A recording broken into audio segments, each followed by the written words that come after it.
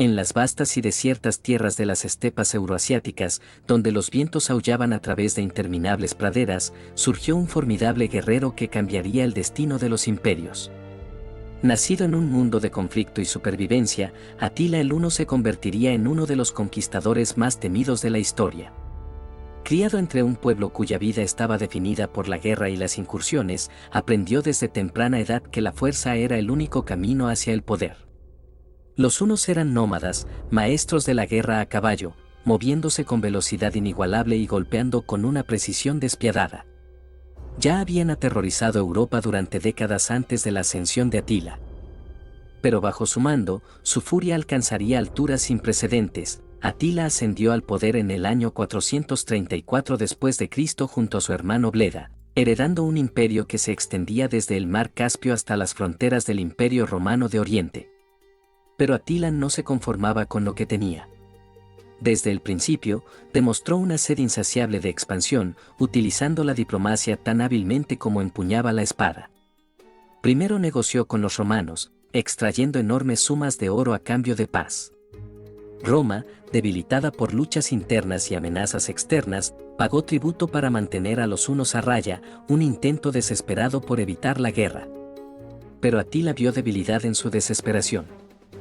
El oro nunca podría satisfacerlo por mucho tiempo. La misteriosa muerte de Bleda en 445 dejó a Atila como el único gobernante de los hunos, y sin vacilar, lanzó una campaña de terror contra el Imperio Romano de Oriente.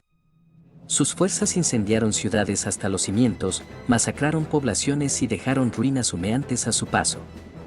Su estrategia era brutal pero efectiva: golpear rápidamente, abrumar al enemigo y no dejar sobrevivientes que pudieran resistir.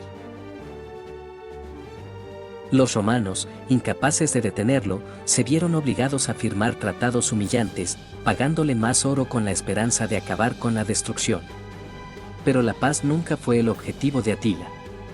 Con cada tributo pagado, él se volvía más fuerte, sus ejércitos más formidables y su ambición más insaciable. Su nombre solo infundía miedo.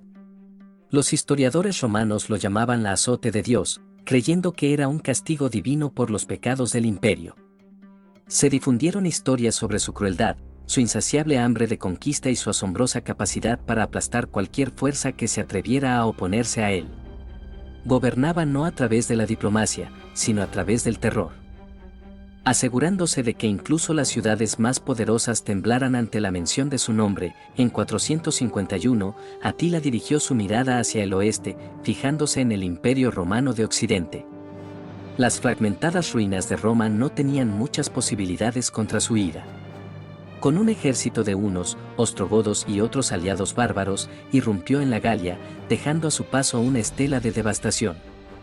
El general romano Flavio Aecio, uno de los pocos comandantes capaces que quedaban en el imperio, reunió una coalición de romanos, visigodos y otras tribus para hacerle frente. Las dos fuerzas se enfrentaron en la batalla de los Campos Cataláunicos, una de las batallas más feroces de la historia. El suelo se empapó de sangre mientras decenas de miles perecían. Por primera vez, Atila enfrentó un verdadero desafío.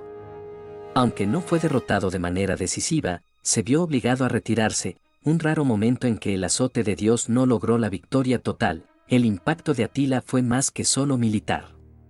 Su reinado cambió fundamentalmente el equilibrio de poder en Europa.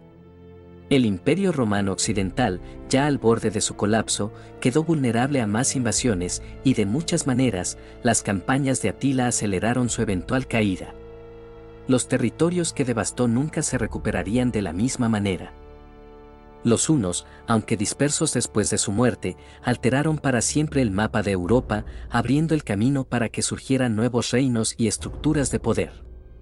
Sus descendientes, aunque nunca pudieron igualar su poder, seguirían sembrando miedo en los corazones de aquellos que recordaban el terror de los hunos. Atila no solo fue un monstruo de guerra, también fue un astuto táctico político. Entendió el poder del miedo y cómo utilizarlo para manipular a los líderes de los territorios que deseaba conquistar. Su capacidad para formar alianzas con otras tribus, incluidos los visigodos y ostrogodos, le permitió expandir su influencia y consolidar su dominio sobre vastas extensiones de tierra. Su reinado también vio la consolidación del poder huno sobre gran parte de lo que hoy son Hungría, Rumanía y partes de los Balcanes. Uno de los logros más notables de Atila fue su liderazgo en la batalla de los Campos Cataláunicos en 451. A pesar de su eventual retirada, fue una de las pocas batallas en las que Atila no salió victorioso, marcando un punto de inflexión significativo en sus ambiciones expansionistas. La batalla demostró que los hunos, aunque temidos, no eran invencibles. Fue un testamento al poder de los generales romanos que, a pesar del declive del imperio, aún eran capaces de organizar una resistencia formidable contra un adversario temible. La muerte de Atila en 453 marcó el fin de una era para los hunos. Su repentina y inexplicable desaparición dejó al imperio vulnerable a la fragmentación. Sin un sucesor claro y con una creciente disensión interna, el imperio de los hunos comenzó a desmoronarse. La caída de los hunos dio paso al surgimiento de nuevos poderes en el panorama europeo, pero su legado perduró. La memoria de Atila como conquistador, destructor de ciudades y hombre cuya furia dejó una marca indeleble en la historia siguió resonando a través de los siglos. En los siglos posteriores a su muerte, el nombre de Atila se hizo sinónimo de destrucción. Fue inmortalizado en historias, mitos y leyendas. Su reputación como un líder que barrió Europa como una tormenta se consolidó tanto en historias del este como del oeste. Los cronistas de la época lo pintaron como una fuerza imparable y despiadada de la naturaleza. Sin embargo, sus contemporáneos también lo vieron como un hombre que, mediante pura voluntad, construyó uno de los imperios más temidos de su tiempo. Hoy en día, los historiadores debaten la extensión de la crueldad y el poder de Atila. Si bien sus tácticas fueron indudablemente brutales, algunos argumentan que gran parte de su legado fue exagerado por aquellos que lo temían. Su habilidad para infundir terror no era solo producto de su violencia, sino de su comprensión de los aspectos psicológicos de la guerra. Atila no confiaba únicamente en su fuerza física, sino en el miedo que sembraba en sus enemigos, asegurando que incluso sin una presencia militar abrumadora, su reputación por sí sola podía dispersar a sus enemigos. Hoy, Atila el Huno es recordado no solo como un conquistador, sino como un símbolo del poder del miedo y del potencial aterrador de un líder que comprende la psicología de la guerra. Su legado, aunque marcado por la destrucción, también sirve como recordatorio de la frágil naturaleza de los imperios y del vasto y siempre cambiante mundo de la Europa antigua.